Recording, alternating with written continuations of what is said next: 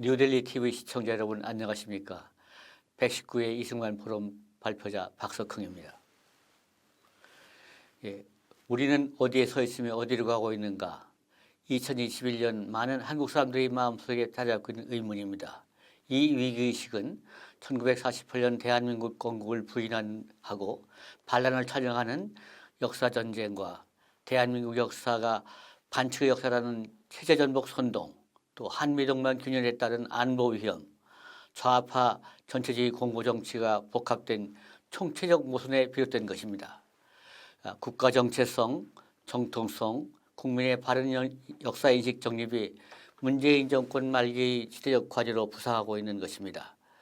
119회 이승만 포럼은 김영삼 본부가 시작한 사반세기 역사전쟁을 청산하기 위해서 분단사관, 민중사관, 유물사관, 수정주의사관, 또 역사교과서 논쟁을 재조명하고 부당하게 폄하한 이승만 건국 대통령의 근대 국민국가 건국의 정치혁명, 6.25 공란 극복, 한미방위조약 체결, 산업화 추진의 업적과 이 대통령 하야 진실을 밝히고자 합니다. 많은 한국 사람들의 마음속에 자리 잡고 있는 위기의식은 제6공화국 파워 엘리트들의 왜곡된 역사의식과 도덕적 해이에서 비롯된 것입니다. 왜 이런 위기가 왔을까요? 국권 상실기에도 박은식, 정인보, 신채호 등 민족사학자들은 일제와 투쟁할 저항민족주의를 고취해 일제로부터 정신적으로 해방되도록 고취했으며 김철준, 홍희섭, 이기백 등 해방 후 1세대 국사학자들은 일제 식민지 사관 극복을 위해서 혼신의 노력을 쏟아부었습니다. 만국과 건국의 혼란 속에서도 국사학자들은 애국심 고양과 정체성 정립 교육에 앞장서 나름대로 한 시대의 역할을 한 것입니다. 그러나 육공화국 국사학은 사회주의 이념과 운동권 패거리 정치의 도구가 되어 학문의 대사회적 기능을 망각하고 있습니다. 이런 국사학의 혼돈의 편승에 운동권 세력은 대한민국의 정통성을 부정하는 역사전쟁과 체제전복 선동에 앞장서고 있어 대한민국이 혼란스러운 것입니다. 대한민국 역사를 버려야 할 적폐로 폄훼하는 역사인식이 시대를 지배하고 있기 때문에 박탈감과 분노만이 쌓이고 있습니다. 희망과 비전을 제시하지 못해 젊은 세대들은 절망에 빠져 있습니다. 대한민국 역사를 부정하는 선정 선동이 옳고 그름을 이제는 따져보아야 할 것입니다. 역사를 해석하는 잣대인 사관은 사람과 시대에 따라 다를 수 있어도 진실에 입각해야 하는 것인데 건국과 유교를 왜곡한 커밍스의 수정주의, 대한민국의 정통성을 부정하고 우리는 하나다를 외치고 프로파간다는 북한의 종족적 민족주의, 제3공화국의 산업화 성취를 폄하하는 일본의 식민지 근대론 등이 입각해서 제6공화국의 역사전쟁은 진실 추구조차 지키지 않고 있습니다.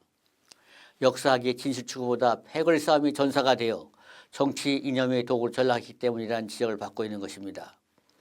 제3공화국 김영삼, 김대중, 노무현, 이명박, 박근혜, 문재인 대통령 시대를 일관한 분열, 반란, 반동의 정치가 역사 왜곡하고 대중을 중고심, 분노와 좌절감에 빠지게 했습니다.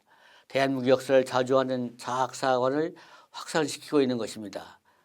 체제 탄핵과 촛불혁명을 프로파간다는 운동권 세력의 공수처법, 5.18 특별법, 대북전단 살포금지법 등 입법 폭거와 조국 추미애의 사법활동 사태는 히틀러 같은 전체주의 독재자들이 국회 다수 의석을 동원한 법을 이용한 지배를 법의 지배로 위장한 전형적인 좌파 전체주의 파시즘 수법의 답습이라고 야당은 비판하지만 사실은 건국에서 5공화까지의 대한민국 홍역사를 적폐로 표표해온 운동권의 체제전복 사관과 자학사관의 결실이기도 한 것입니다. 권위주의 정권을 종수시키고 30년 만에 문민정부를 세운 김영삼은 1993년 취임 후 첫 3.1절 기념사에서 동맹보다 민족이 중요하다고 공언하고 문민정부는 상하이 임시정부를 법통을 입어왔다고 선언했습니다. 이것이 바로 1948년 건국한 대한민국의 정통성을 부정하는 역사전쟁의 시초였습니다. 아울러 초중고교 역사교육과정 개편에 착수하여 사관전쟁 논쟁도 일으켰습니다. 15대 김대중 대통령은 1998년 건국 50주년 경축사에서 제2건국을 선언하면서 1948년 체제를 대체할 것을 암시했으며 제16대 또 노무현 대통령은 대한민국 역사를 정의가 패배하고 기회주의가 득세한 역사, 특권과 반칙의 역사라고 폄하하면서 체제 전복을 선동했습니다. 김영삼 정부가 1948년 대한민국 건국의 부인의 불씨를 지핀 후 4반세기, 문재인 대통령도 2019년을 건국 100주년이라고 선언함으로써 1948년 건국을 부인하는 대한민국 정통성 부정의 역사전쟁은 이제 절정에 이르렀습니다. 육공화국 정부가 검증한 역사 교과서는 민중서관, 반란사관, 분단사관이 반영돼 6.25 전쟁 경험세대와 전후세대 간 인연 갈등을 증폭시켰습니다. 전후세대가 대한민국 역사를 부끄러운 역사로 자학하고 그 역사를 피와 땀을 이룩하는 할아버지, 아버지를 멸시하는 갈등을 빚게 만들었습니다. 좌표양 교육을 받은 세대가 이제 사회각계를 장악해서 체제 탄압이 도처에서 진행되고 있으며 지역 세대 간 갈등은 고를 깊어지고 있습니다. 제6공화에서 벌어진 이 역사전쟁에 일부 국사학자들이 논쟁의 주역으로 앞장섰으며 국사학이 국론 분열의 핵심 축이 되었습니다. 이것은 해방 직후의 이념 논쟁을 재현하고 있는 양상입니다. 3.1운동 후 100년 한국 역사는 격동의 연속이었습니다. 그러나 이런 모순을 뒤집고 우리는 10대 무역 대국에 합류했습니다. 그러나 경제는 선진국대에 들어섰으나 정치와 국민의 역사의식은 후진성을 탈피 못하고 있습니다. 역대 대통령의 운명이 비극적이었습니다. 대통령들을 기리는 광장 하나 없이 데모로 하야한 대통령이 2명, 천수를 누리지 못한 대통령이 2명, 자식이 교도소에 보낸 대통령이 3명, 또 교도소에 갇히거나 수감되어 있는 사람이 4명으로 국가 지도자의 말루가 모두 비참했고 이런 비극을 지켜본 국민 또한 참담했습니다. 최빈국 한국이 산업화와 민주화를 달성하고 천주교의 집한 역사를 특권과 반칙의 역사라고 폄하하고 대한민국 성장을 도운 국제관계를 제국주의로 비난하고 대기업을 적폐 청전 대상으로 혹평하는 대중선동은 과연 옳은 것인지 이제는 한번 검증할 때가 온 것 같습니다. 국가기 기념일 기념사가 1948년 대한민국을 부정한 데 이어 50선거를 반대한 남로당 무장폭동으로 수많은 제주도민이 억울하게 희생된 제주 4.3 비극을 완전한 독립을 꿈꾸며 분단을 반대하는 이유로 국가폭력이 폭동 반란으로 무자비하게 탄압했다고 말했습니다. 이것은 4.3 당시 남로당이 1948년 국가 건국을 무산시키려 내걸었던 얘기인데 이런 얘기가 지금 공공연하게 나와도 우리 학계는 침묵하고 있습니다. 역사학이 타이타닉 신드롬에 빠져 있는 게 아닌가 하는 비판도 받고 있습니다. 국사학이 커밍스의 수정주의, 김일성의 종족적 민주주의 등 외래 이론과 가설의 통사체계가 흔들리는 학문의 후진성을 살피 못하는 것을 이제는 파라다임 시프트할 절실한 시기가 온 것 같습니다. 역사는 정치 이념의 선정선동 도구가 아니고 공동체가 달성해야 할 가치를 추구하는 것이기 때문입니다. 한국의 역사 왜곡은 뿌리가 깊습니다. 일제 식민지로 시작된 식민지 근대화 식민지 사관과 수정주의 사관, 김일성 주체 사관, 또 낭만적 민족주의 사관, 분단 사관 등이 누적되어서 오늘의 역사 왜곡이 이루어진 것입니다. 일본 관학자들은 타율성, 정체성, 당파성 등으로 한국사의 모순을 지적하면서 일본의 식민지 지배가 필연이라고 주장했던 것입니다. 그들은 이런 한국사의 모순으로 일제의 한국 병탄이 당연한 것이라고 주장했으며 이걸 수정하기 위해서 1919년 3.1운동 후에 박은식, 신채호 등 민족사학자들은 많은 책을 냈습니다. 박은식의 한국 독립운동 지혈사, 조선통사 등이 그런 것이었습니다. 일제 침략기에 민족의 정치적 기반을 역사에 찾고자 한 신채호, 박은식, 정인보 등 민족사학자들은 한국사의 모순을 반성하며 조선 후기의 새로운 실력으로 실학을 재조명하고 민족의 뿌리와 정체성을 밝히는 상고사 연구를 통해 민족을 고취했습니다. 또 해방 후 일세들은 6.25 피난지에서 역사학회를 발족하고 67년에는 한국사 연구를 조직해서 일본이 심어놓은 식민사관 극복 작업을 공동 추진했습니다. 드디어 87년 한국사 20억 원으로 이 식민사관을 뒤집는 역사학을 체계화했던 것입니다. 이거는 1958년 12월 이승만 건국 대통령이 역사학자 5명을 경무대로 초청해서 독립정신과 자긍심이 담긴 한국사 정리를 당부한 지 20년 만에 이루어진 대업이었습니다. 그러나 육군과학 들어서 그 커밍스의 수정주의 사관, 또 일본의 60년대 한국의 경제 발전이 일본의 식민지 근대화의 결실이었다는 나카무라 사토루의 중진자본론, 또 우리들은 하나를 외치며 북한의 종족적 민족 사관 등 이러한 여러 가지 사관의 혼재 속에서 한국사는 또 한 차례 지금 고역을 치르고 있는 것입니다.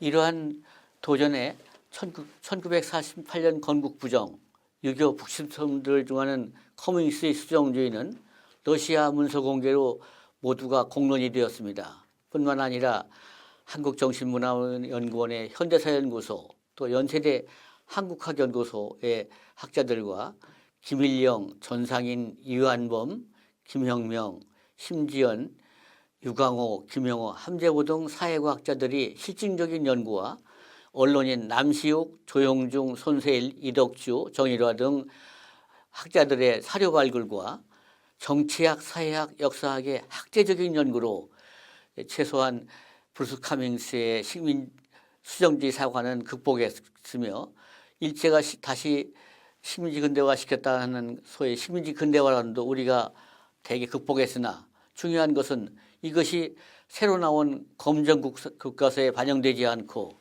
또 육강국을 집권하고 있는 집권 세력의 역사의식을 바꾸지 못했습니다. 한국 사회의 지금 중요한 역사의식에 그 도전이 되고 있는 것은 독일의 정치적 낭만주의에 의해서 배태된 종족적 민주주의입니다.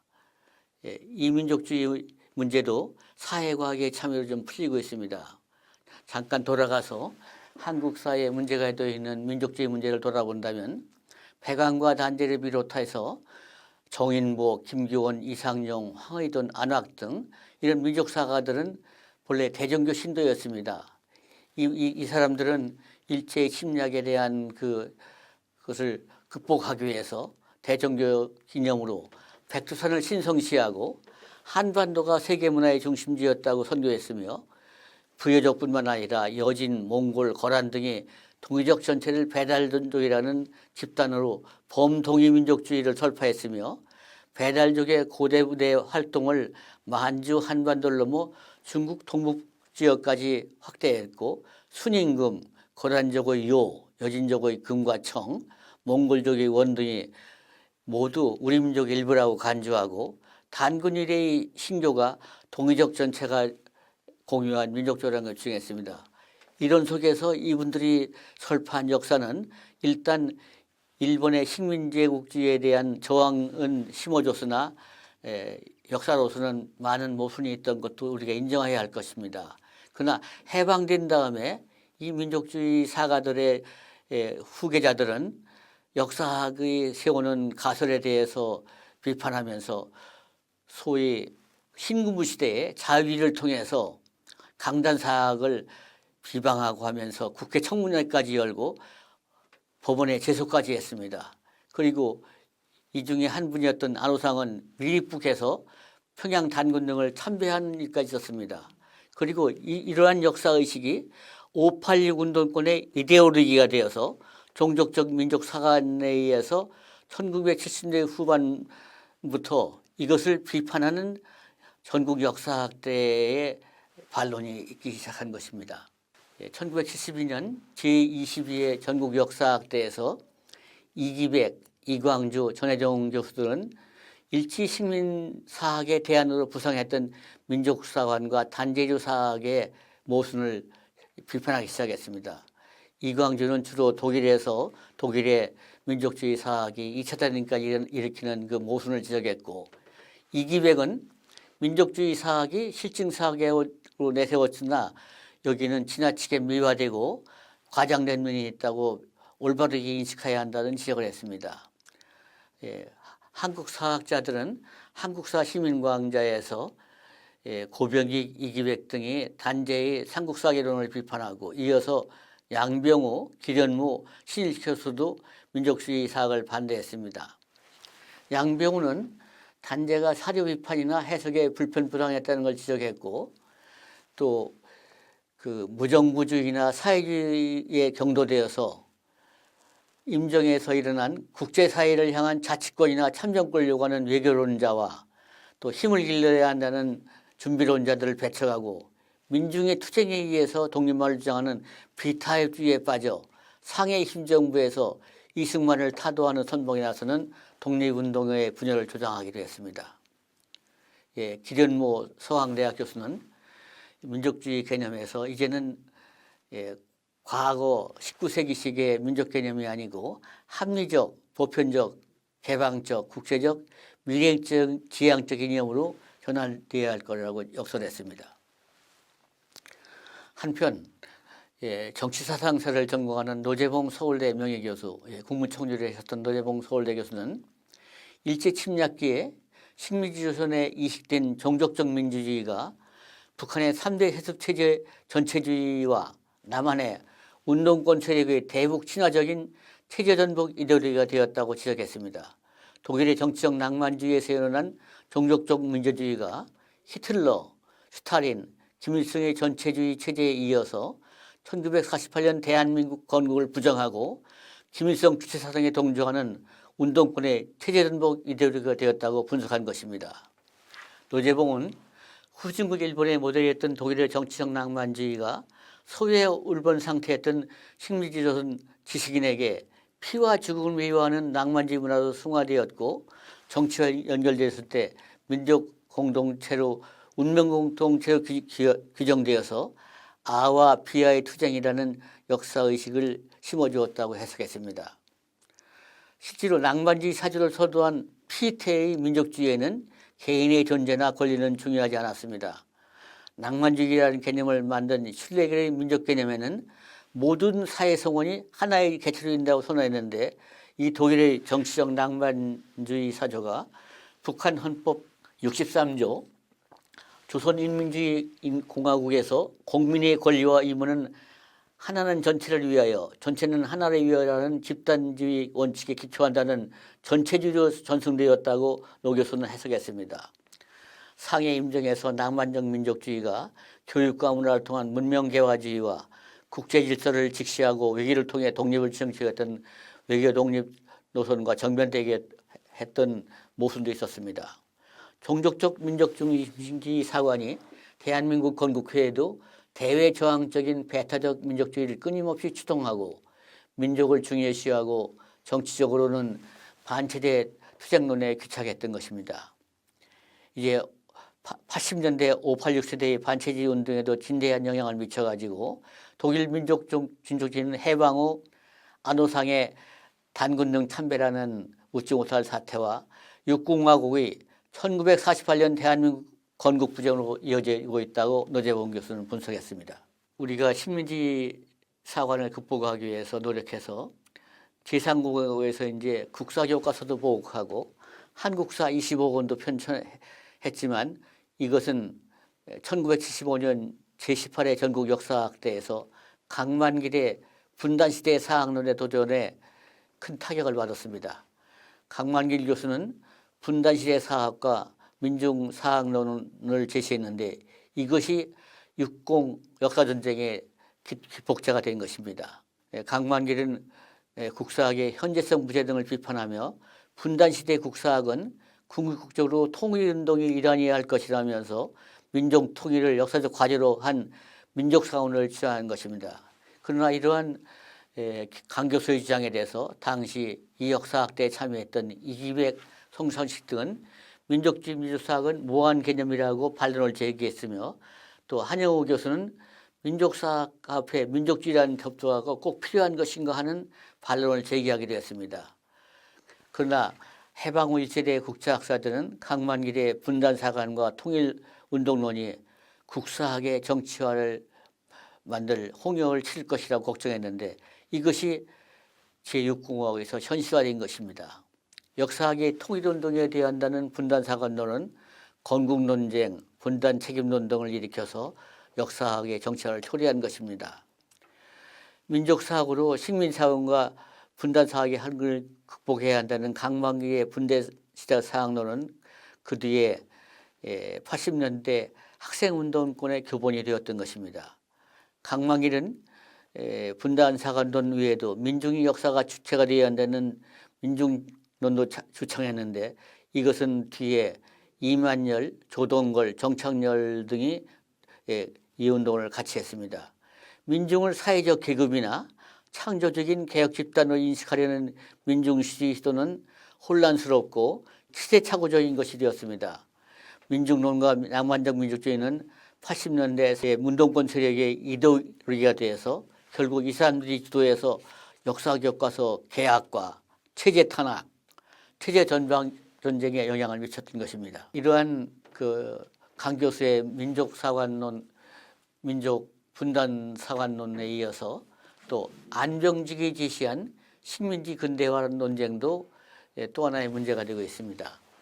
안병직은 해방 50주년인 1995년 이것도 전국역사학대에서 국사학 분야 발표에서 한국에 있어서의 경제발전과 근대사 연구라는 논문을 통해서 일제시대를 갖다가 단순한 침략만이 아니고 침략과 개발의 시대로 보여야 한다는 폭탄 선언을 했습니다. 안병직은 1960년대 일어난 우리의 한국 경제의 발전은 독립운동이 담당했던 것이 아니고 20세기 후반 경제자본주의 일환으로 전개된 것이라고 주장하면서 경제 담당을 담당했던 당시의 대통령은 바로 만주 육군 중위 출신이라고 예를 들면서 60년대의 경제 개발을 식민지 지배와 연속상에서 파악한다고 주장한 것입니다. 그러면서 한국 근대사 연구를 독립운동사를 특권화한다면 한국 현대사 연구는 불모성에 명백할 것이라고 반론을 제기했습니다. 심리학, 수탈, 저항으로만 보는 근대사관은 시대착오라며 침략과 개별이라는 양면성을 가지고 파악해야 한다는 것이 안병직이 주장했는데 이러한 안병직이 식민지 근대화론에 대해서 당시 국사학계는 강하게 발발했지만 그렇다면 과연 60년대 한국의 경제 개발을 어떻게 논리적으로 증명할 것인가를 우리 국사학이 제시하지 못한 것도 하나의 문제라고 보겠습니다.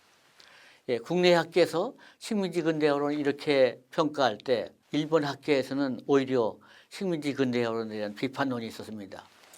일본 도쿄대 도립대 교수 다무라 도시유키는 일본의 소설가 시바리오 따루의 한국 비판을 강하게 비판했습니다. 일본의 현대사상 1999년 3월호에 기고한 논문 고증 시바리오 따루의 경제학 문명사관의 루트와 탐구라는 이 장문의 논문을 통해서 다무라 도시 교수는 시바리오 따루가 전전 일본의 식민사관에 의해서 한국을 넘어 다시 식민주의 사관으로 비판하고 있다고 지적한 것입니다. 시바리오 따루가 주간 아사히에 라이샤와 한 대담에서 일본 침략기 조선이 화폐가 없고 상업을 금지한 나라였으며 이것이 바로 일본이 한국 침략과 무관하지 않다는 거짓말한 것에 대해서 자기는 경제학도로서 매우 놀랐다고 이렇게 지적했습니다. 다무라는 메이지 유신과 일본 근대화를 미화하기 위해서 이웃나라를 터무니없이 모욕하는 시바리오 따루는 일본 독자를 냉정한 사실인식보다 추상적 관념으로 열광케 하여 사실을 왜곡한 것은 잘못이라고 지적하며 이런 작가를 표창한 일본 정부는 도대체 어떤 작품을 대상으로 한 것이냐고 항의하며 일본 독자에게 한국사를 왜곡시킨 작가의 오류를 어떻게 수습할지 모르겠다고 비판했습니다. 당시 아직 상존했던 시바리오따르가 한국에 비호한 잘못의 근거를 밝혀야 하며 부당한 글에 대해서는 한국민에 사과해야 할 것이라고 충고까지 했습니다. 일본 작가의 오만한 식민사관 오류에 대해 고발한 다무라의 시바리오따르 비판은 일본 학문의 높은 수준과 또 학자의 높은 인식에서 나온 것이라고 봅니다. 시바리오따르를 일본 식민주의 시각으로 맹목적으로 추정하는 한국 엘리트 그룹의 일본 백기기에 대한 하나의 경고도 되는 것이라고 봅니다. 일본의 그 경제학자가 시바리오따르를 비판하면서 일본의 식민지 근대화론을 부정했지만 안병직의 식민지 근대화론은 4반세기 뒤 서울대 경제학과 교수들에 의해서 다시 논쟁으로 이어졌습니다. 이영훈 교수의 2019년에 나온 반일종족주의가 그런 책입니다. 안병직은 이대근 성균대 교수와 함께 낙성대 경제연구소를 설립하여 한국 경제사를 정리하는 작업을 했는데 이 낙성대 경제연구소를 거쳐간 많은 학자들이 안병직 교수의 식민지 근대화론을 다시 학계의 쟁점으로 던진 것입니다. 이영훈은 2019년 반일종족주의 프롤로그 거짓말의 나라라는 서문에서 정치인들이 거짓말을 정쟁성으로 삼게 된 것은 거짓말하는 학문에 큰 책임이 있다고 주장하면서 역사학, 사회학이 거짓말 온상이라고 비판했습니다. 고대사에서 현대사에 이르기까지 거짓말을 많이 해왔으며 이런 것을 근거로 대통령까지 공식 행사에서 거짓말을 서슴지 않고 낭독하게 이르렀다고 역사학계를 비판했습니다. 이영훈은 특히 고종에 대해서 비판을 했는데 조선 왕조를 망친 주범은 나라를 자신의 기업으로 여기고 탐욕스럽고 그런 정치를 했는데 고종을 계몽궁주로 떠맡은 엉터리 학설이 국사학계에 대두더니 교과서에까지 실렸다고 비판하고 조선을 만국으로 이끄는 엉터리 고종을 또 서울시장은 악언 파천한 길을 고종의 길이라는 쇼를 기획하기도 했다고 지적했습니다. 이영훈 교수는 고종이 조선을 팔아남긴 덕분에 왕족은 일본 황실의 왕공적 신분이 되어서 호의호식했으나 2천만 백성은 만국민으로 전락해 온갖 치욕을 당했는데 이런 고종을 계몽군주로 부추시키며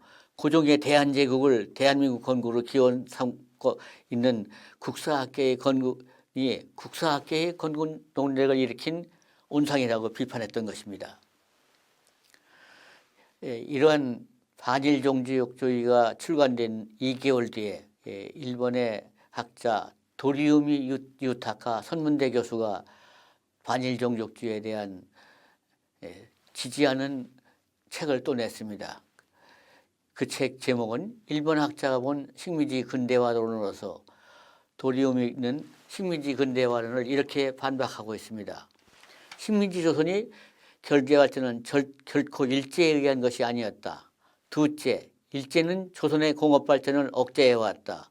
세 번째, 조직적인 수탈은 없다 하더라도 일본은 도로나 철도 건설을 위한 강제 토지 기부, 또 쌀 수출이 경제적인 거래라 하여도 시장 가격보다 부당하게 샀던 만큼 이것도 역시 수탈이었으며 토목공사에서 조선인의 노동자 저임금과 수리조합 사업에서 부당한 수리조합 위탈도 하나의 수탈에 해당한다고 했습니다.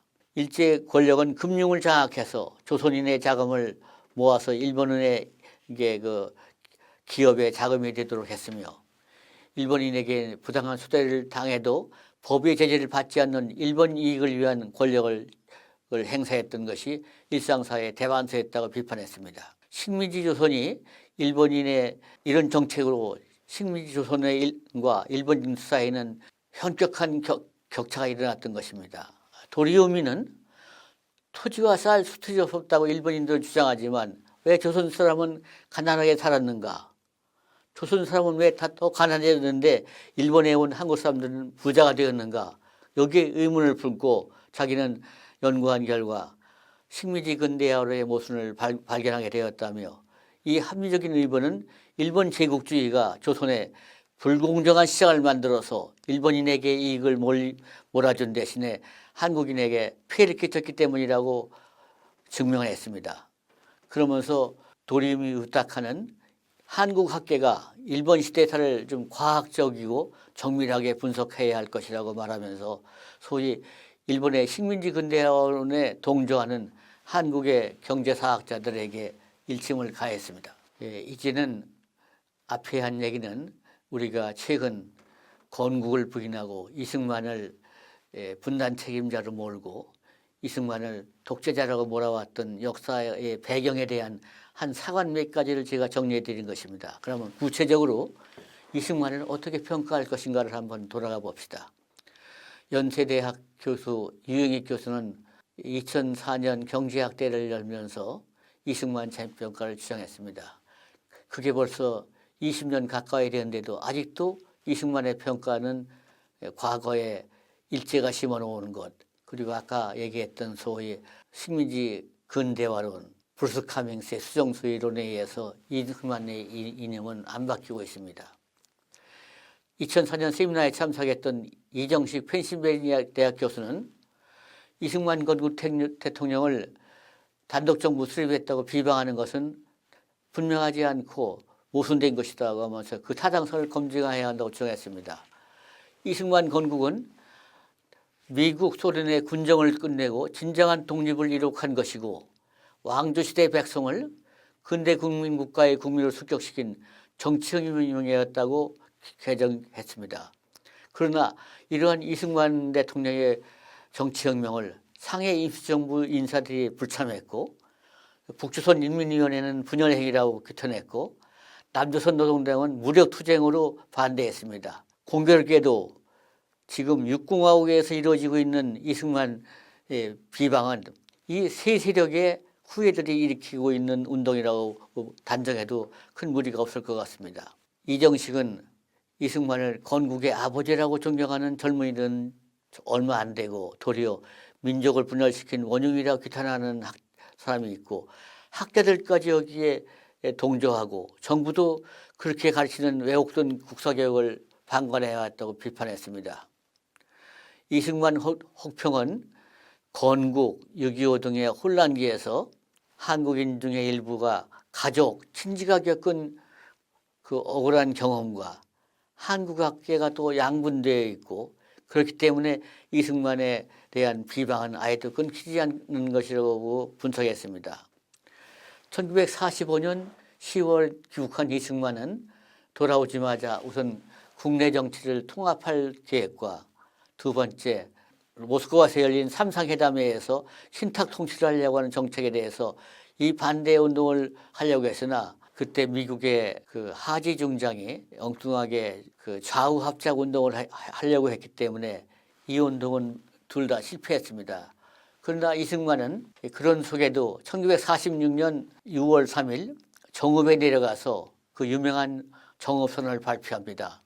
이때 이승만은 그 미소공동연회가 이미 거의 희망이 없어 보이고 그래서 우리가 통일정부를 고대하나 미소 협상에서 될 일은 없을 것 같으며 또 소련이 북한에 단독국가를 설립하려고 하니까 우리는 남방만이라도 임시정부를 만들고 무슨 정부조직을 설립해서 북한에서 소련이 위성국가를 만드는 것을 반대해야 할 것이라고 호소했던 것입니다. 이것이 유명한 1946년 6월 4일 정읍선언인 것입니다. 정읍선언 이후 이승만은 정읍선언 이후 6월 29일 과도정부 수립을 위한 민족통일정부를 수립합니다. 이때 이승만은 상해 임정세력까지 포함해서 총재의 이승만, 부총재의 김구, 또 이 기구의 협의회원으로 조성환, 이시영, 오하영, 김성수, 이범석, 윤보선, 김동원, 허정 여기에 여자들인 이명옥, 김순애, 노마리아 등을 망라했고 정경부에는 김병로, 심상덕, 이희영, 노농부에는 고창일, 장자일, 전진환, 선전부에는 홍성아, 장석영, 김설량, 청년부에는 공산당 1호가 된 김철수, 김효석, 김산, 박영만, 부녀부에 박현숙, 박승호, 이명식, 황선덕을 위해서 소위 청장년을 망라한 한국의 유수한 인재들을 모아서 민족통일본부를 발족한 것입니다. 이러한 이승만의 6.3 선언 위에 민족통일본부를 발족시킨 것은 임승정부가 남한만이 가지고 남북을 아우르는 통일민족 국가를 건국하겠다는 그런 목적에 의한 것이었습니다. 예, 이정식 교수는 이승만이 이미 48년에 50선거를 이렇게 선도한 것은 이승만이 남달리 국제정사에 해박했으며 이미 이때의 미소 간의 냉전이 악화되고 있는 것을 감지했고 소련이 북한에서 단독 정부를 세우려고 하는 것을 파악했고 또 미국의 정책은 표류하고 있고 미국을 믿을 수 없다고 하기 때문에 서둘러서 남한에 반독 정부를 수립하려고 했던 것입니다. 이러한 이승만의 판단이 옳았다는 것은 우리가 소련의 정책을 통해서 알 수 있습니다. 소련 스탈린은 이미 45년 9월 20일 소련군 점령 지역에 단독 정부를 수립하라는 지령을 내립니다. 이 지령은 소련군 점령 지역에 반일적 민족주의 정부를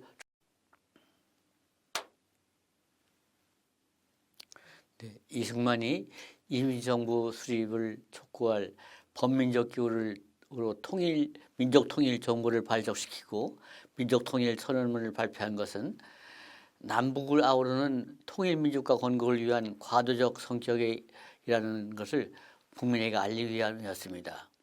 이정식 교수는 이승만이 1948년 대한민국 총선거를 서두르기 위해서는 정업선을 배경한 5가지 이유를 이렇게 설명했습니다.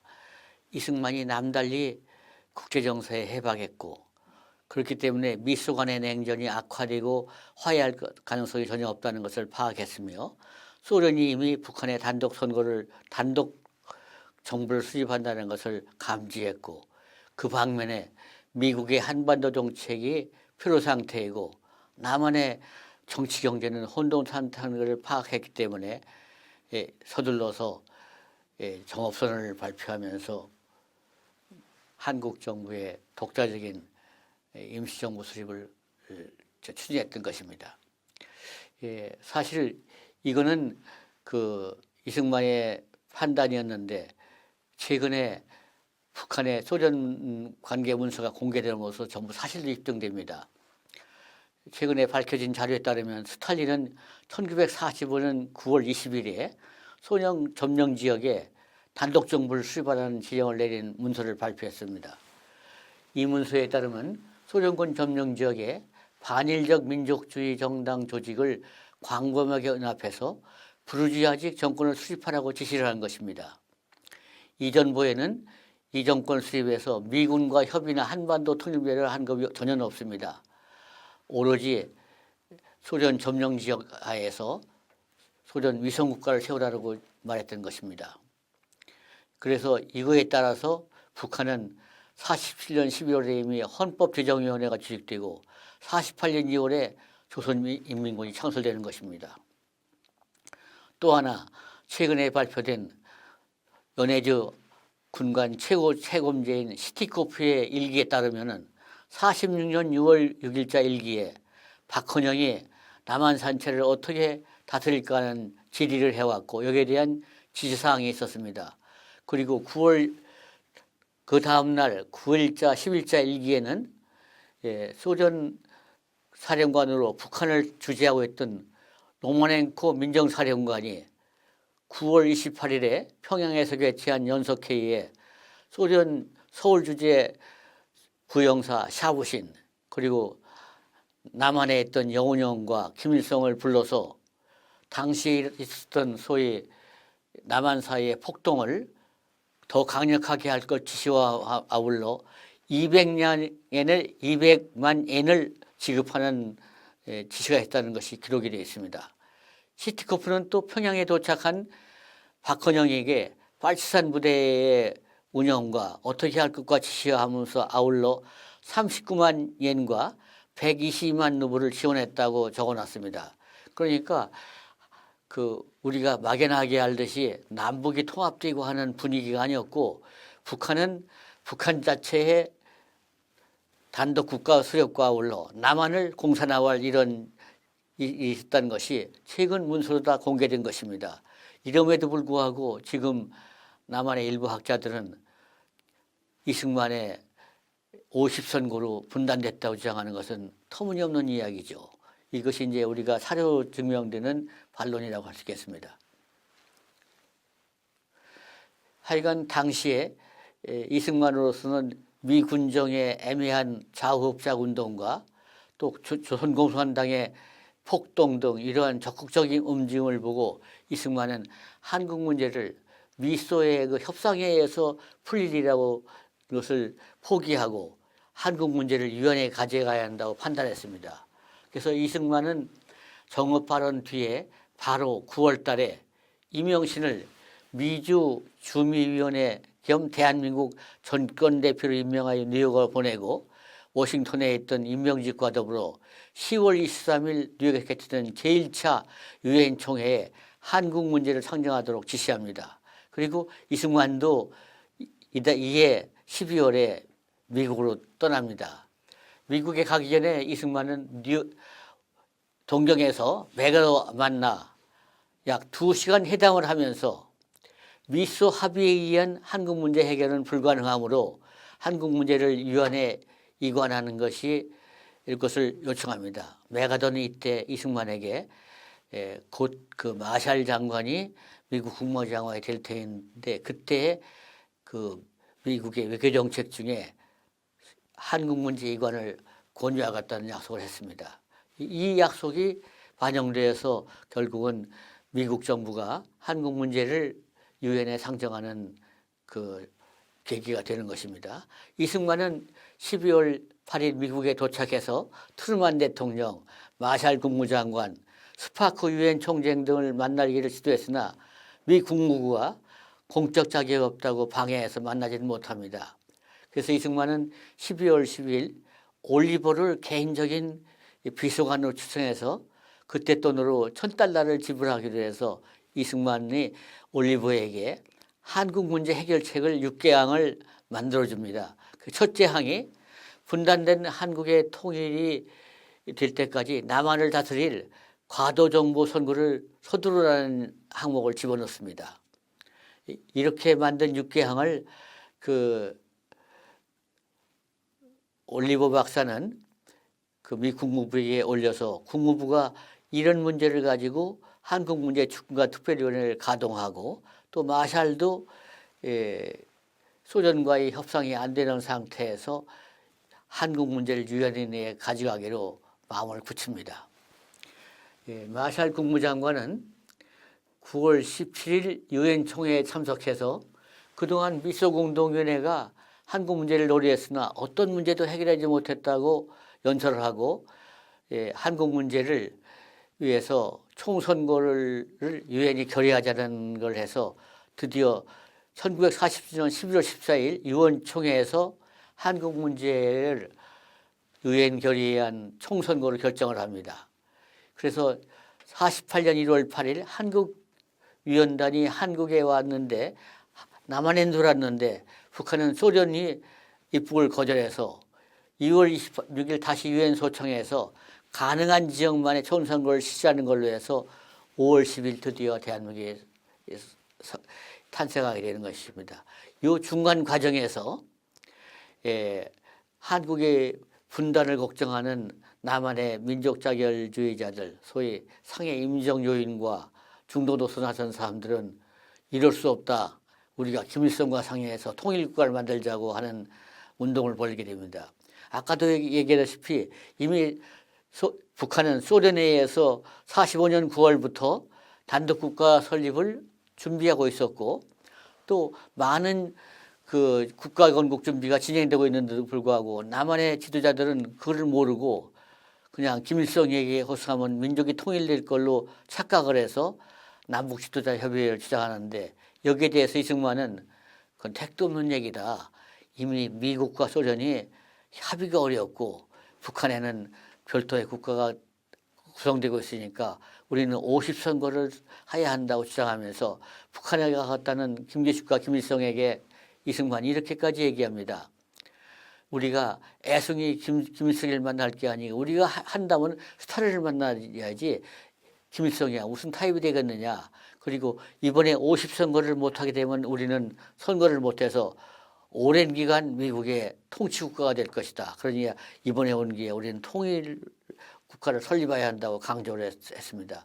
이런 이승만의 결단은 이미 미국의 그 트루만 선언이 발표된 다음에 세계는 스탈린 중심의 세계와 트루만 중심의 양대 진영으로 바뀌었기 때문에 둘 중에 하나를 선택해야 할 국제 상황이었기 때문에 북한은 스탈린 체제하에 민주기준을 했고 이승만은 적극적으로 미국의 그 지도 속에서 대한민국을 건국한 것이기 때문에 이승만의 판단이 지금 누가 봐도 옳았다고 판단하는 것입니다. 1948년 5월 10일 제주도를 제외한 전국에서 선거가 되어 드디어 대한민국이 건국한 것입니다. 이때 우리가 잠깐 돌아볼 것이 지금 많은 사람들이 김구의 그 애국심을 얘기하고 있는데 김구가 애국자인 것은 분명합니다. 일제와 싸웠고 또 김구는 상해 임시정부부터 정읍선언까지 이승만을 적극적으로 지원했습니다.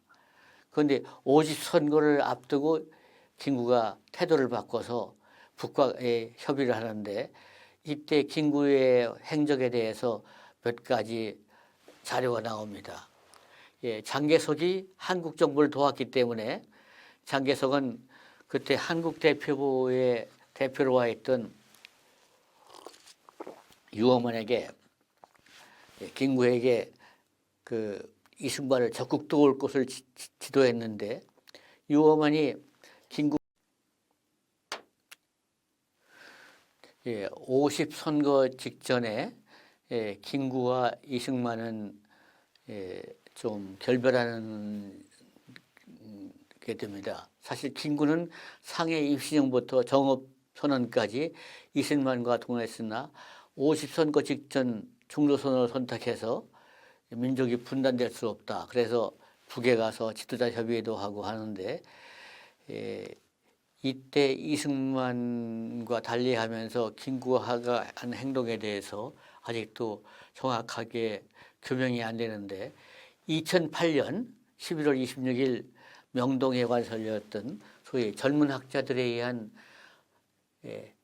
건국 직전 대한민국 정부 지도자들에 대한 평가를 하는 세미나가 있었는데 이때 박명림 교수가 1948년 이른바 남북조선 죄정당 사회단체 대표자회의에 참여한 김구의 성격에 대해서 학술 논문을 발표하는데 박명림은 단호하게 이 회의는 전적으로 소련의 주도에서 된 각본이고 남에서 갔던 김구와 김규식은 하나의 둘러리 역할에 불과했다고 혹평을 합니다. 그리고 이 회의에서 공동성명서가 나오는데 공동성명서의 의미는 50선거를 반대하는 것이고 한국에 있는 미군 철수를 요구했는데 이거에 우리 남에서 갔던 김구와 김규식은 동의하고 왔는데 사실은 이 동의에 대해서는 한마디로 북한의 기만당인 것이죠. 58년 이렇게 하고 넘어왔는데 49년 미군이 철수하자마자 50년 북한, 중국, 소련이 공동으로 남한을 침략했기 때문에 이때 이 선언은 결국은 공산당의 속은 거리인데 여기에서 하나 단순히 속은 것이 아니고 김구가 이러한 북한의 남침에 대해서 어느 정도 감지하고도 무리한 그 북한 주장에 동의했던 것이 아닌가 하는 자료가 최근에 공개됐습니다. 장개석의 참모로서 해방정국에서 남한에 와서 대표부에 있었던 유어만이라고 하는 그 중국인 외교관은 김구가 돌아온 다음에 7월 11일 김구를 예방해서 면담을 하는데 그때 김구가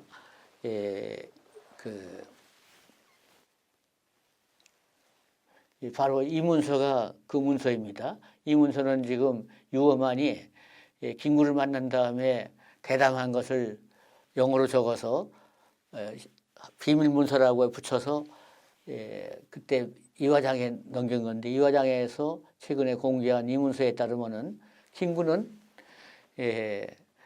유어만에게 북한이 지금 3년간 가만히 있더라도 남한이 북한의 병력을 따라갈 수가 없는 수준이라고 얘기를 하면서 북한에 준비된 북한의 병력을 가지고 손쉽게 남한을 공산화할 것이라고 얘기를 합니다.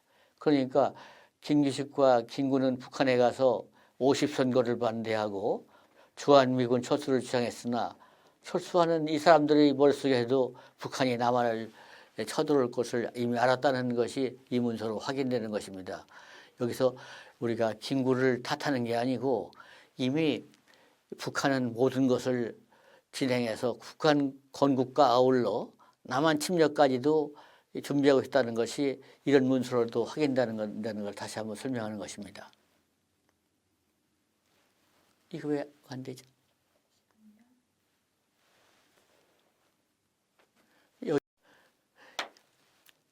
이러한 그 여러 가지 그 어려운 조건에서 50선거에서 대한민국이 건립됐습니다.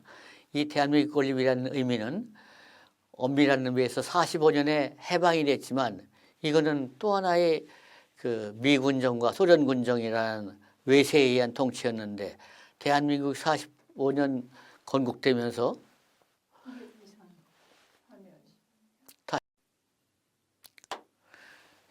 1945년 9월 20일 스탈린 지시로 북한의 이제 공산국가 건립이 준비되면서 북한은 46년 2월에 조선신민당이 창설되고 48년 2월 8일에 북조선 중앙행정기구인 임시위원회가 조직되고 김일성이 위원장으로 선임됨으로써 남한의 정업 발언이 있기 4개월 전에 이미 북한은 분단국가의 조직이 마련된 것입니다. 그래서 46년 3월 5일 토지개혁이 선포되고 46년 3월 23일에 인민위원회가 당변과제를 선포하고 6월 24일 노동령법이 선포되고 북조선위원회가 12월에 조성되기 때문에 46년 초부터 북조선 공산당이 채곡채곡 준비되어 있었기 때문에 남한의 50선거에 의해서 분단되었다는 말은 말도 안 됩니다. 단지 48년 대한민국이 건국됨으로써 우리는 국제적으로 법적 제도적으로 영토와 지권을 지닌 분명한 통일국가, 한 민족국가를 만들고 이것이 국민의 참정권을 이끄는 완벽한 국가가 생겼다는 것, 이게 큰 의미가 있는 것입니다. 48년 8월 15일 대한민국이 건국됨으로써 우리는 전근대왕조의 백성들이 근대 국민국가의 국민으로 승격되는 정치혁명을 이뤘던 것입니다. 그러면서 이어서 토지개혁으로 과거 조선왕조 일제시대의 기득권 세력을 이제 하나의 뒷전으로 물러나고 새로운 시대가 형성되는 큰 혁명을 이룩한 것입니다. 48년 8월 15일에 국가건국은 이렇게 중요한 의미가 있는데도 불구하고 지금까지 48년 국가건국을 부인하고 있는 것은 잘못된 것이죠. 네. 지금도 이승만 건국 대통령을 건국의 아버지라고 높이 평가한 사람과 통일을 저하고 분단을 만든 민주주의를 압살시킨 시대착오적인 독재자라는 두 개의 얼굴은 나눗으로 평가되고 있다고 합니다. 소위 장준하, 신상초, 송건호, 그리고 아까 말한 리차드 알렌, 브루스 카밍스, 이런 사람들은 이승만을 부정적으로 평가했으며 이들의 평가를 종합해서 김상움이 이승만의 조각상을 12가지로 간추렸습니다. 그래서 이러한 이승만 평가가 아직도 중고교 대학교에 인용되어 일반 국민에게 그 이승만은 나쁘게 각인되고 있죠. 소위 분단의 책임, 친일파 중용, 한국전쟁 유발에 대한 책임, 독립운동가 탄압, 헌정유린, 정치군인 육성, 부정부패자, 매판경제, 양민학상을, 극우반동, 언론탄압, 정치보복 등으로 이승만을 비판하고 있는데 여기에 대해서 로버트 올리버라는 그 이승만의 오랜 지원자는 이승만이야말로 당시에 가장 애국심이 있었고 학문적인 실력이 있었고 역사적인 형한이 있었고 종교적 초월성을 뛰어난 당시 어느 정치보다 뛰어난 인물이라고 평가했습니다.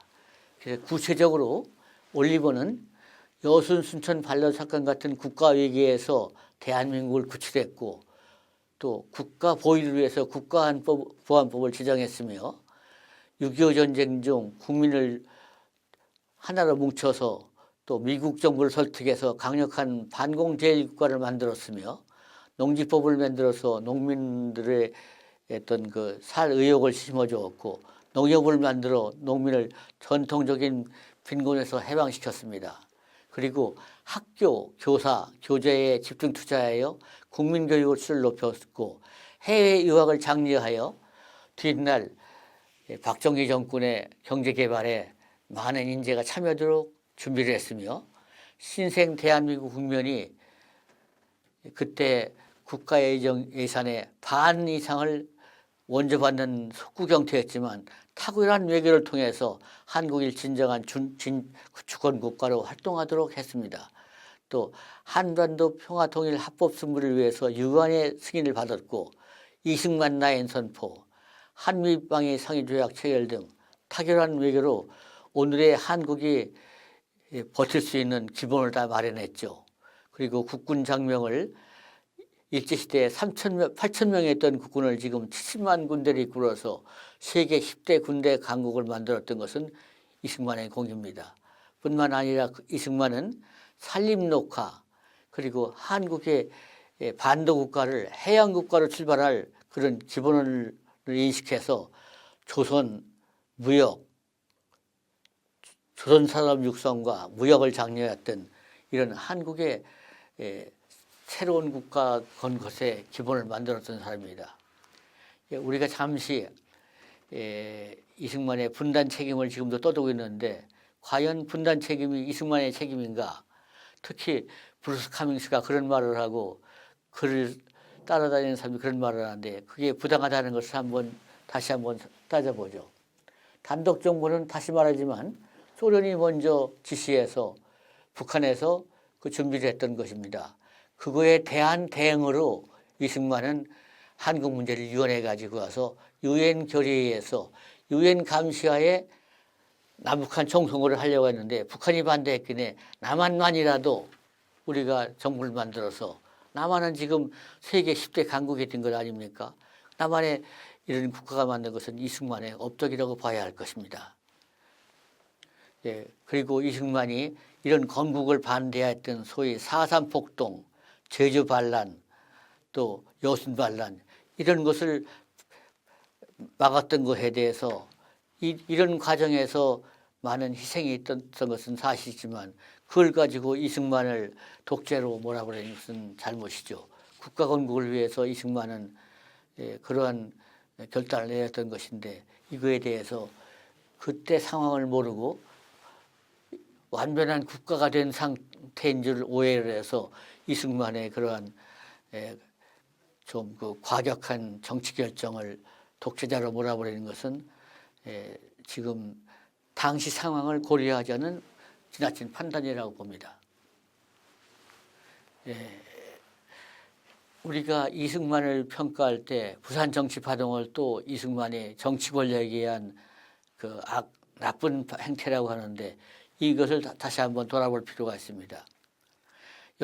성균관대학의 김일영 교수는 2004년 열린 연세대학 한국학연구소의 세미나에서 이승만의 부산 정치파동을 설명하면서 이승만을 단순하게 정치 애호에 의해서 정치파동이 일어났다고 보는 건 잘못이라고 지적했습니다.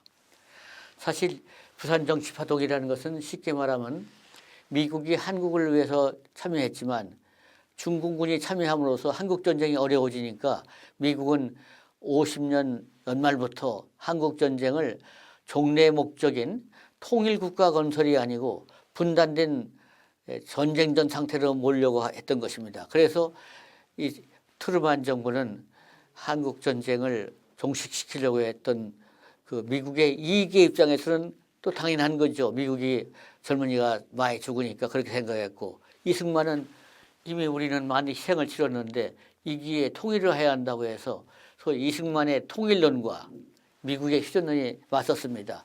이때 대통령 선거는 간접 선거였기 때문에 미국은 이승만의 고집을 꺾을 수 없기 때문에 한국의 의회와 협조를 해서 이승만 대신 장면을 대통령으로 세우려고 했던 것입니다. 이때 한국의 소위 군부가 미국 대사관과 협의해서 이승만을 쿠데타에 의해서 몰아내고 장면을 대통령으로 세우려고 했던 일이 최근에 역사학 사실로 판결됐습니다. 그래서 김일영 교수는 그 당시 한국의 특무대와 경찰 정보에 의해서 1952년 5월 29일 대통령 간접선거에서 장면 대통령을 뽑으려고 한다는 계획을 보고해서 이승만 정부는 5월 20일 서둘러서 계엄령을 선포하고 이것을 막고 헌법을 개정해서 직접 선거에 의해서 이승만이 대통령에 대해서 미국의 휴전연답을 반대하고 통일로의 전쟁을 계속 추진했던 것입니다. 그러니까 쉽게 말하면 미국의 국익과 한국의 국익이 맞붙어서 싸울 때 한국의 일부 군인들, 이종찬 참모총장, 육군본부의 이용문 작전교육국장, 당시 차장이 박정희였습니다. 그러니까 박정희의 5.16 쿠데타는 이미 1952년도에 한번 모의됐던 것이라고 보는 게 옳겠죠. 하여튼 이러한 과정에서 이런 그 쿠데타 음모는 뒷날 그 장면 비서였던 선우정원은 서울대학 총장이었던 사람의 아버지인데 이 사람이 문서에다 공개합니다. 그때 이용문 장군이 와서 이용찬 참모총장도 알고 있고 미국 대사관도 묻게 되어 있으니 장면 총리만 결심하면은 쿠데타가 성공할 수 있다는 말을 했으나 장면이 그때 우유부단해서 결정이 안 됐다는 얘기가 있는데 뿐만 아니라 그 당시 그 이종찬이 미국 대사관으로 밤중에 찾아가서 쿠데타를 허락해달라고 했다는 문서도 나왔기 때문에 부산정치바동은 지금 우리가 알고 있던 이승만의 정치 여육이 아니고 한국의 안보를 위한 이런 그 미국과의 알력에서 이승만이 성공했다는 그런 하나의 사건이었던 것을 김일영 정치학 교수가 논문으로 발표했습니다. 우리가 이런 것들을 알면서 역사를 제대로 봐야 한다는 얘기입니다. 그리고 이러한 사건 과정에서 미국은 당황해서 미 8군 사령관, 아까 말한 그 테일러 사령관이 에버리디 프렌이라고 이번에는 미 8군이 쿠데타를 하는 음모를 만듭니다. 그런데 당시 다행스러운 것은 그 유엔군 사령관 클라크 대장이 이거는 부당한 일이다. 이승만이 요구하는 한미방위조약을 먼저 해결해야지 이승만을 몰아낸다는 것은 잘못하면 이승만을 충성하는 군과 미군이 싸우는 사태가 일어나니 이건 부당한 일이다 해서 그것은 이승만이 요구하는 한미방위조약을 맺게 되는 하나의 전기도 됩니다. 그때 클라크는 한국전쟁 때 유엔군 사령관으로서 이승만과 여러 번 만나보지만 클라크의 쓴 그 사람이 기록한 난이부궁에서 압록강까지라는 해고록에서 이승만을 칭찬합니다. 그때 이승만이 반공포를 석봉함으로써 미국의 휴전연합을 막는데 그 결단은 용기 있었다고 칭찬합니다. 그리고 이러한 과정을 거쳐서 드디어 한국군이 38선을 넘어서 북해까지 일단 올라가는 전쟁이 일어났던 전쟁이 진행됐으며 이러한 미국이 이승만과의 갈등이 뒷날 4.19에 하나 영향을 줬던 것은 사실입니다. 이제 그에 대한 연구도 나오겠죠.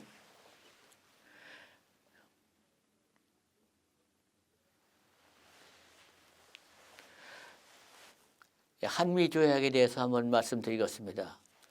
전쟁을 하나 이제 미국이 중국에 참여한 다음에 메가더까지 갈아치고 나서 미국은 한반도의 통일이 아니고 전전 상태를 유지하려고 하는 정책을 바뀐 상황에서 지지분자인데 이 전쟁을 빨리 휴전시키기 위해서 미국은 참전국 16개국이 일단 유사시에 다시 오겠다는 그 선언문을 발표하고 한국군의 무장을 돕겠다는 그러한 조건을 내세우면서 한국 전쟁을 끝내려고 하는데 이승만은 그러한 제의에 대해서 그러면 우리는 또 하나의 버려진 나라다.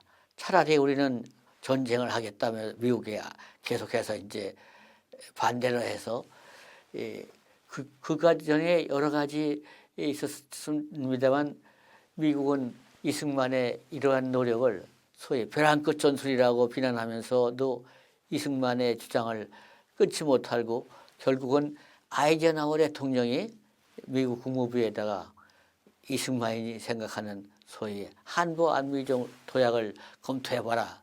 그래서 미국의 로버트슨 차관보고 한국에 왔는데 그때 이승만이 그 차관에게 말합니다. 우리는 미국을 신뢰하는 친구로 알고 있다. 그러나 미국은 이미 우리에게 두 번의 배신을 했다. 첫 번은 1910년 일본이 한국에 들어올 때 미국은 우리를 배신했고 1945년 건국될 때 분단되도록 우리를 배신했지 않느냐. 그런 상황이 또 되지 아니라고 우리가 어떻게 하겠느냐. 그래서 우리가 미국을 믿지 못하는 걸 어떻게 배신하겠느냐.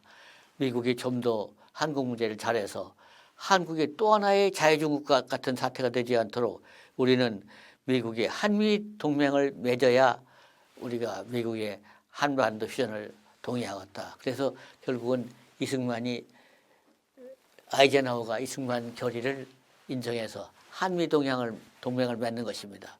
그런데 사실 이 한미 방위 조약은 지나놓고 보니까 미국의 대아시아 정책을 위해서 중요한 정책이 됐습니다. 지금 미국이 태평양 조약을 하면서 한반도가 유일하게 반도에 남아있는 소련과 중국을 향한 기지이기 때문에 결국 이승만의 얘기는 한국을 위한 거였지만 미국을 위한 거였습니다. 한미 동맹이 가져온 결과를 보면은 이걸로 해서 한국은 그 안보 문제를 우선 해결한 것입니다. 국가가 안보 문제를 해결한다면 가장 중요한 그 인권 문제를 해결하는 것입니다. 그래서 한미 모양을 했기 때문에 한국은 70년대까지 GNP 4%를 들이고 우리는 국방비를 그밖에 안 하고 나머지를 경제 발전에 성공하는 나라가 됐고 한미 동맹으로 군이 현대화돼서 그 현대화된 군인들이 결국은 5.16 뒤에 국가 경제를 일으키는 역군이 됐으며 한미 동맹을 통해서 미국은 한반도의 중요성을 인식하고 한국의 정치를 민주화되도록 또 많은 영향을 미쳤고 한미 동맹은 한국이 드디어 과거의 한국은 육지에 붙었던 소위 대륙의 종속국가 비슷한 나라였는데 바다로 뻗쳐나가는 나라가 돼서 드디어 세계 10대 무역국이 되는 것입니다. 이게 이 한미동맹이 주는 공은 우리 안보 문제뿐만 아니라 한국이 10대 광고로 되는 것 그리고 또 미국이라는 절대적인 지지자의 덕분으로 외교를 통해서 세계에 뻗어나가는 나라가 되었으니 이 한미동맹은 이승만 개인에게는 참 어려운 일이었고 이승만 혼자 회담을 합니다. 회담 조약문을 다 일일이 하고 해서 미국은 이승만을 되게 미워하게 됐지만 그러나 이승만의 노력으로 이 회담이 성공한 다음에 이승만은 이제 회담이 타결됐다고 그러니까 얘기를 합니다. 측근들에게 적어도 앞으로 우리 세대 3, 4대에는 다리 뻗고 자게 생겼구나. 참 다행이다. 이렇게 말을 했습니다. 사실 한미동맹을 맺은 이승만의 입장에서 미국이 지금 코든 이런 걸 요구할 때 이승만은 이걸 잘 활용할 겁니다.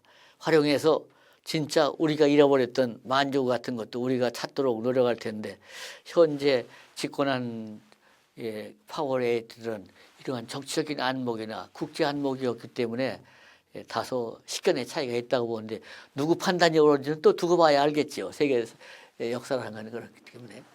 그러니까 우리가 한미조약으로 인해서 잠깐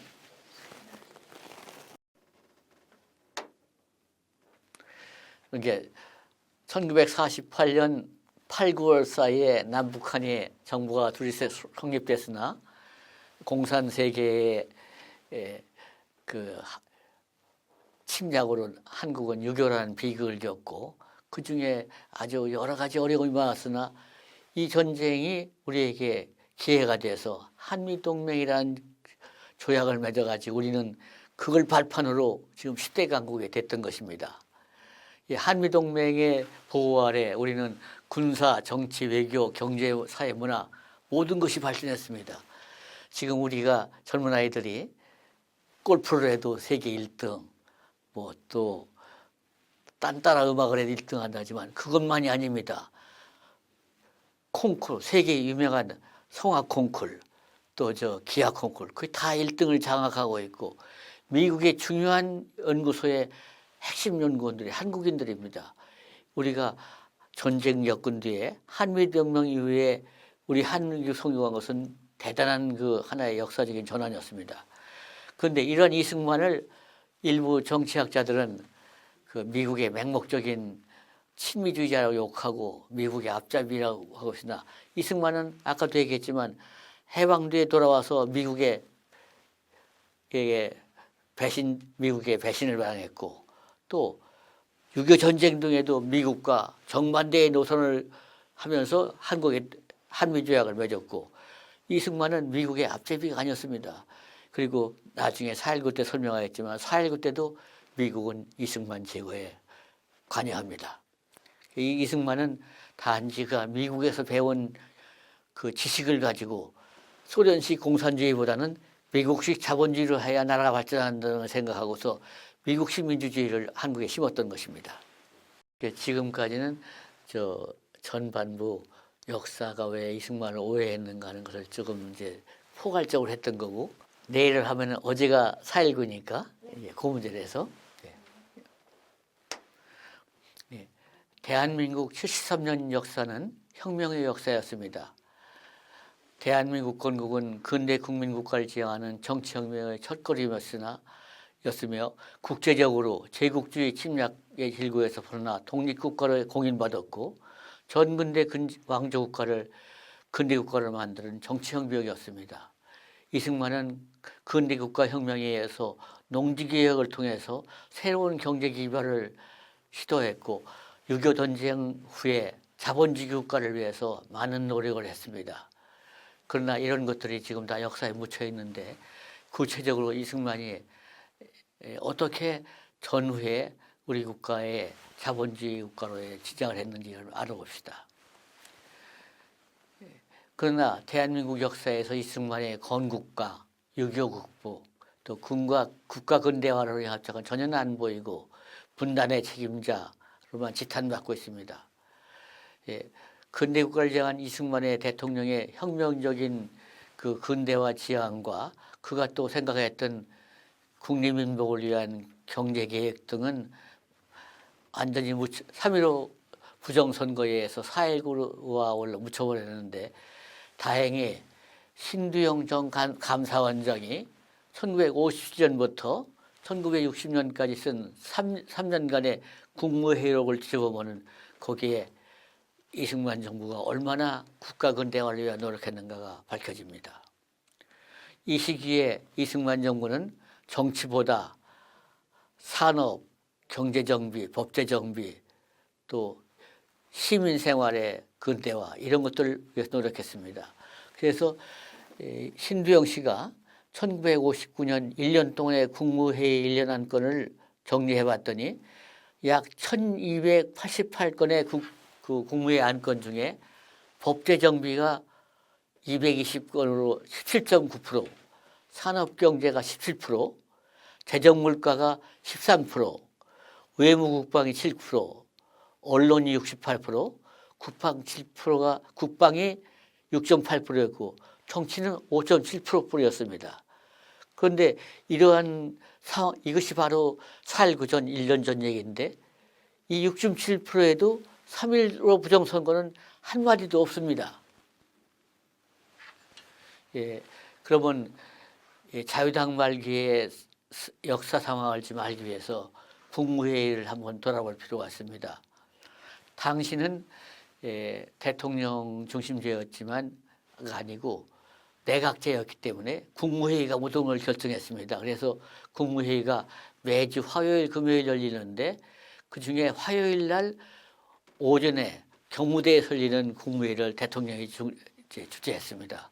근데 이때 국무원 사무국장은 그 회의와 또 두 차례의 국무회의를 전부 기록을 해서 이걸 이제 지금 남겨서 우리가 그 시대를 알고 있는데, 사실 국무회의는 합의체 의결기관이지만 이승만은 그때 이 국무회의를 국무원 교육기관으로 활용했습니다. 그래서 오늘처럼 국무회의 이렇게 모여서 하는 게 아니고 국무회의가 열리면은 12부 장관과 국무원 사무국장, 홍보실장, 그리고 법제처장 이렇게 이제 참여해서 세 줄로 앉아가지고 선생님이 강의하면 듣는 것처럼 국민들이 앉아서 이제 얘기를 듣는 거였습니다.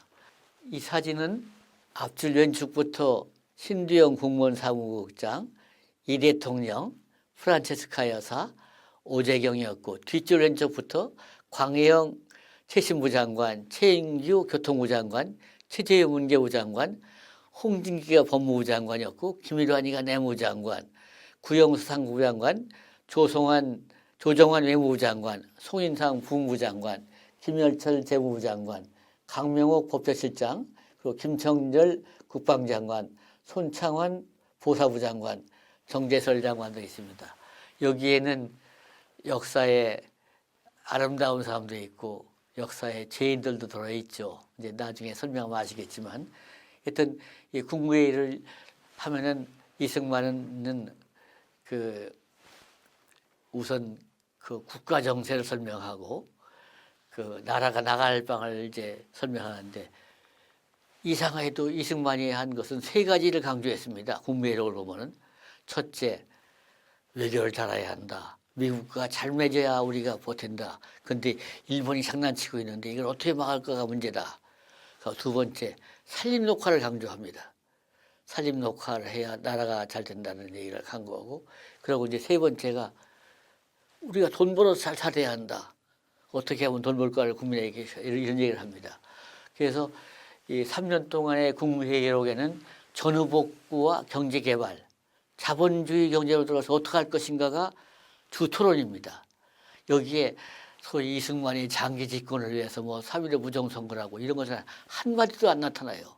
그런데 이제 이것이 묻혀 있거든. 그래서 여기서 물론 이때 한 것이 조잡한 거죠. 그러나 이 작업이, 이 안건들이 논의되고 여기서 길렀던 신현학이, 송인상이, 신두영, 최규화, 이 사람들이 바로 제3공화국에, 제5공화국에 박정희 정권에 들어가서 그 안건을 내서 5공화국의 근대화에 다 밑거름이 되는 거고, 아시겠지만 나중에 보고는 아하, 이때 또 이렇게 했구나 하는 걸 다 알게 됩니다. 그리고 이제 중요한 것은 이승만 하야에 대한 진실을 좀 밝혀야 할 것 같습니다. 모든 사람들이 이승만이 3.15 부정선거에 의해서 물러갔다고 하는데, 사실 아까도 봤지만 이승만은 3.15 부정선거에 전혀 관심이 없습니다. 그런데 이것이 4.19 일어나기 전 일주일 전 국무회의록에 그게 그대로 비칩니다. 4월 12일 날은 어떤 날이냐면은 3.15 부정선거에 대해서 데모가 있어가지고 마산에서 김주열 군이 최루탄의 눈에 박힌 채 떠오른 다음 날이어서, 그날에 이제 국무회의의 안건이 6가지가 나와요. 첫째, 사방공사를 어떻게 잘할 것인가, 해외교포를 어떻게 관광단으로 끌어들일 것인가, 그리고 민속놀이를 어떻게 할 것인가, 그 최신부의 노조를 어떻게 할 것이냐, 이렇게 나오고선 마지막으로 시국안정 문제가 나오는데, 이때 이승만이 나서가지고 혹시 선거를 잘못한 게 아니냐 하고 3번이나 질문하는데 이 장관님들이 거짓말을 한다고. 이승만이 묻는 거야. 정부가 잘못한 것인지 민간이 잘못한 건지 몰라도 왜 싸우고 있으니 본래 선거가 잘못된 것이 아니냐고 첫 번째 질문하는데, 내무장관이 이거 마산 지역은 6.25 때 공산군이 안 들어와서 여기에 불순분자가 많아서 이걸 연구한다고 딴소리를 하는 거야. 또 문교 장관도 배우에 원당이 저력하는 것 같다고 이렇게 넘어가. 근데 한참 가다가 또 이승만 대통령이 또 물어. 선거만 없으면 좋았을 텐데 혹시 선거가 잘못한 거 아니지? 두 번째 물어. 그러다가 또 한참 가다가 이승만이 부끄러운 일이지만 우리는 아직도 민주주의가 멀었구나. 학생을 죽여서 바다에 띄워놓고 민주주의 운운한 나라가 이게 민주주의가 다 가능하겠느냐 그러면서 정당을 하나 만들어보고 싶은데 무슨 싹수가 보여야지 그러면서 내가 물러나는 수밖에 없다. 이렇게 하야를 얘기를 하면서 그러면서 끄트머리에 누구는 혹시 선거가 잘못됐다고 들은 일 없는가? 세 번을 묻는 거야. 여기 중요한 것은 이 얘기가 뒷날 4월 19일 날 맥커너기와 만나서 또 재연되는 거야. 이제 이게 국무회의록인데 국무회의록에 보면은 여기 둘째 칸에 본래 선거가 잘못된 것이 아니냐 하는 이런 그 대통령이 묻는 게 나와. 이게 이거고 이걸 쓰기 전에 신두영 씨가 자기가 그 노트에 했는데 여기에 대통령이 본래 선거가 잘못된 것인가 하는 그 원본이 있고 그리고 옆에는 아까 얘기했던 신두영 씨가 1년 전에 국무회의록을 보니까 정책이 없었다. 그러니까 과거에도 없었고 4.19 당시에도 없었다. 그리고 이제 맥커너기가 4.19 당일날 경호대에 쳐들어가서 이놈이 총독처럼 막 이승만을 혼내켜. 그런데 이게 그날 밤 12시에 전본으로 미국에 보낸 문서인데 이 중에 맥커너기가 이승만에게 추궁하니까 이승만이 그 자리에 이제 내무장관하고 국방장관 있었거든. 그런데 4월 12일 날 이 사람들한테 부정선거 말을 안 들었기 때문에 이승만이 말하는 거예요. 내가 신뢰하는 두 장관이 거짓말을 하거나 나쁜 상황, 소위 부정선거에 있었다는 걸 숨겼다는 걸 믿을 수가 없다고 딱 이승만이 얘기를 해. 이 얘기를 맥커너기에 미국에 보내. 이 얘기는 이승만은 사전선거에 부정선거에 관여하지 않았고 4월 19일로도 몰랐다는 것. 드디어 이승만이 4월 26일 날 세 번째 만나가지고 맥커너기한테 고백을 해. 내가 어제 학생들한테 들었다. 참으로 부끄러운 일이다. 이걸 내가 개혁하겠다. 그러나 이미 늦은 거지. 그러니까 이승만은 학생 데모 또 근데 이제 여기서 이제 잠깐 돌아가서 더 할 말은 이때를 조영종이라고 하는 그 당시 조선일보 정치부 차장이 취재했는데 이 양반이 취재한 결론도 4.19는 조직되지 않은 학생운동 또 그 위에 몰려오는 미국의 압력 세 번째 믿었던 장관, 군, 경 배신으로 이승만이 하야한 일이 생겼다 이렇게 결론을 내려. 근데 이때 이승만의 하야에 미국이 중요한 역할을 해. 왜냐하면 이승만이 한미 방위장을 맺어놓고도 기회만 있으면 북진 통일한다. 미국으로서는 골치 아픈 사람이었어. 그래서 59년에 다오링이라고 하냐 점잖은 미국 대사야. 근데 그래서 우리가 미국을 비방하는 게 아니야. 미국은 미국의 이익을 위한 거고 우리는 우리 이익을 위해서 서로 각각의 정책을 피는 거거든. 근데 다오링이 이미 59년 9월에 자유당에 또 선거 부정이 있을 걸 이미 파악을 해. 그래서 미국의 대책으로 가능한 한 미국의 많은 언론이 들어와서 한국 정부에 압력을 넣어라. 또 한국 정찰을 갖다에 원조를 조주해라고 중요한 것은 한국 원조 문제를 잘 조절해서 한국 정부에 압력을 넣어라 이런 말 한다고.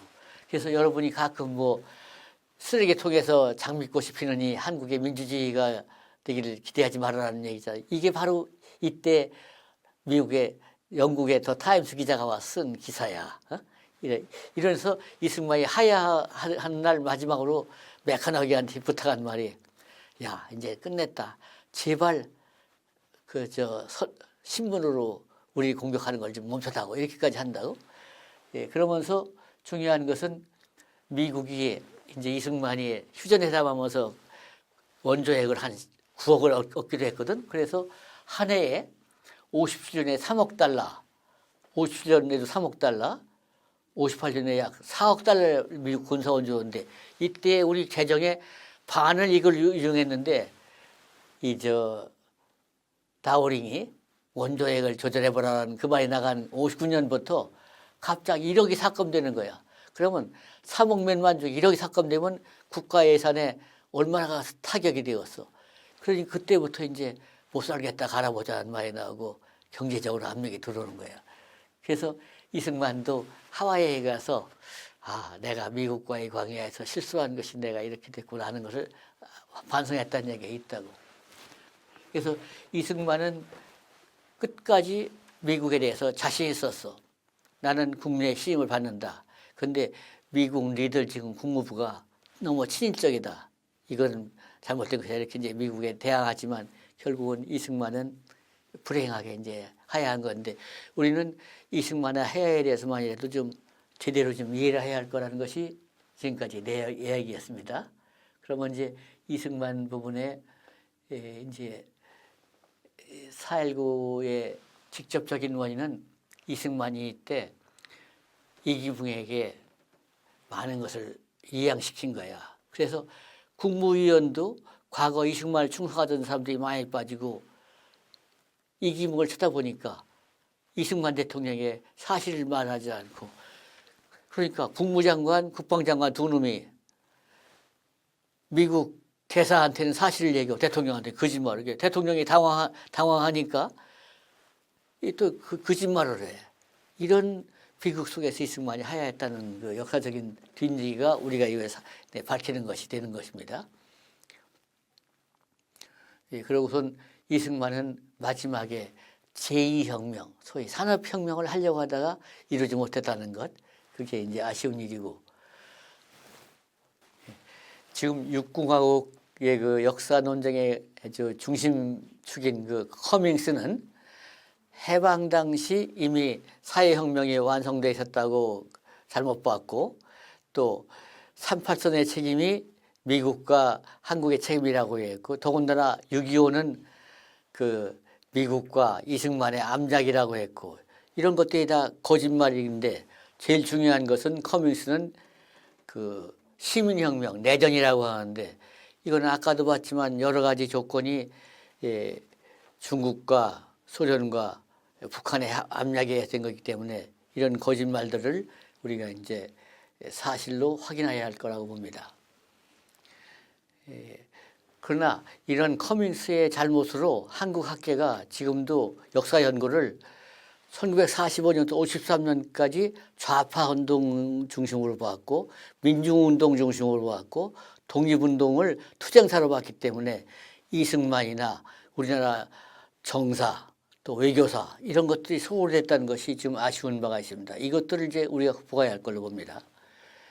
그러면 이 오늘의 강론을 끝내면서 교과서가 이제 문제가 됐는데 교과서는 이승만 대통령만 나쁘게 본 게 아니고 이명박 정부가 만든 교과서에서는 그 3.1운동의 하나의 상징적인 유관열사까지 빼버렸습니다. 그래서 이걸 가지고 역사학자들의 모임에서 고려대학 교수가 어떻게 유관순 열사를 빼느냐 그랬더니 이때 그 주최했던 교수 측의 그 김정인이라는 춘천대 교수가 유관순은 친일파가 조작한 것이라는데 우리가 어떻게 넣겠습니까? 그러니까 이러한 망언을 했는데 이런 망언은 이게 처음 나온 것이 아닙니다. 운동권에 의해서 그 시대에 소위 정호승이라는 시인은 유관순을 그 술집 여자, 창녀, 작부, 바람연년 이런 걸로 시를 쓰기도 했고 또 국사편찬위원회가 연구비를 줘서 유관순은 친일파가 조작했다는 것을 논문을 써서 그 논문에 의해서 교과서에 빠지도록 했다는 것입니다. 유관순은 만세운동 당일날 아버지 어머니가 돌아가셨고 그날 19명의 천안 시민이 순국했습니다. 그리고 그 작은 아버지가 그 교회의 지도자였는데 이분도 서대문 감옥에 가고 유관순 열사도 감옥에 가고 그 조카인 유재경까지 감옥에 갔는데 유재경은 아무 잘못한 거 없이 그 해남도까지 끌려갔다 왔던 이러한 고난을 당했는데도 역사 교과서에서 역사학자들이 빼는 이런 모순이 있었습니다. 그러니까 우리가 이승만에 대한 비방뿐만 아니라 역사 자체를 지금 반미, 반기독교 운동을 하고 있다는 것이 문제라고 보겠습니다. 이에 대해서 전국 역사학대에서 한국 역사학자들이 운동권의 학술전사가 되면 안 된다. 역사를 객관적으로 보라고 하는 지시가 있었고, 실질적으로 그동안 그 역사 교과서 문제에 대해서 헌변과 또 한국변호사협회 등이 제6공화국의 교과서를 그 가처분 신청과 또 그 헌법 소원까지 냈는데 아직도 결론이 안 나고 있습니다. 솔직히 말하면 지금 교과서는 실패한 작품입니다. 우리가 대한민국 역사의 근대 학문 100년을 돌아볼 때 교과서만을 가지고 역사를 평가한다면 우리는 완전히 실패한 것입니다. 그동안 이 역사의 왜곡을 언론인 또 사회학자들이 노력을 해서 이제는 많은 부분이 수정되고 있으나 아쉬운 것은 이런 노력들이 교과서에 반영 안 되고 있다는 것이 문제입니다. 서둘러서 이제 이걸 반영해야 할 테고, 마지막으로 제4공화국이라 네 차례나 바뀐 교과서는 지금도 문제투성이이고, 지금 젊은 교수들이 촛불혁명론에 뛰어들어 활약하고 있으나 우리 역사가 기껏 수정주의 학설, 일본의 식민지 근대화론, 북한의 또 낭만적 민족주의 이런 외래 충격에 흔들린다는 것은 부끄러운 일입니다. 이제 우리가 역사를 바르게 봐서 한국사가 바로 성립되기를 우리는 기대하고 있습니다. 제6공화국 역사 논쟁은 해방 직후의 역사 논쟁을 아직도 뛰어넘지 못하고 있습니다. 그래서 유물사관, 사회주의 사관 등 이런 편협한 낡은 사관을 뛰어넘어서 사실을 직시하는 역사의 학의 본령으로 회귀할 걸 촉구하고, 지금 그 잃어버린 대한민국의 존엄성, 자존감, 자부심 회복을 위해 역사학자의 사회적 책임이 강조되는 시점입니다. 일지가 식민지 정치 목적을 위해 심어줬던 식민지 학문이 이제 국사학의 순수 학문을 발전해서 진리와 진실만을 탐구하는 역사학으로 거듭나기를 바라고, 우리는 그것이 가능하다고 믿고 있습니다. 이렇게 중요한 역사학자이기 때문에 우리는 역사학자에 대한 그 요구도 큽니다. 우리가 제1제시대 조선사 편수회에 참석해서 민족반역자로 지킨 최남선, 이능화, 이현적 같은 사람이나 또 북한에 넘어가서 김일성 가족사를 날조하는데 둘러있었던 백남은, 홍기문 같은 사람의 반교소를 삼아서 우리 역사학자가 역사를 왜곡하는 잘못을 반복하지 말기를 재삼 당부합니다. 역사학을 둘러싼 이데올로기 논쟁이 극복되고 한국 문화가 그 힘이 있고 또 무한한 가능성이 있는 민족이라는 것을 역사를 통해 가리키는 역사학의 본질로 돌아가기를 다 재삼 당부합니다. 고맙습니다.